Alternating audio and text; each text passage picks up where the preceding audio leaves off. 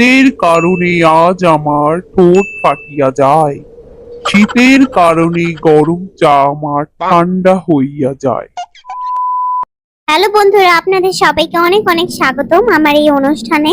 আর আমাদের সবাইকে আজকে শীত নিয়ে একটি কবিতা আবৃত্তি করে শোনাবেন রবীন্দ্রনাথ ফুডা আলম।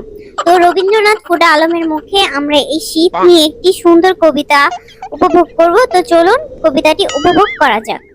শীত আসিয়াছে বহুকালের গরমের পরে, এই শীতের কারণে কত মানুষের মৃত্যু আজ কম্বলের ভিতর পড়ে।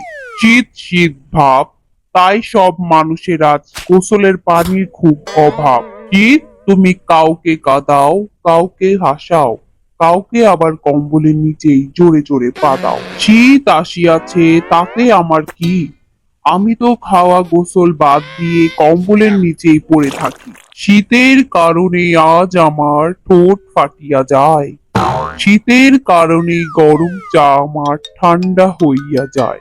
শীত তুমি একটু কম করিয়া পড়ো, কারণ শীতকালে রাতটা যে হয় বেশ অনেকটাই বড়।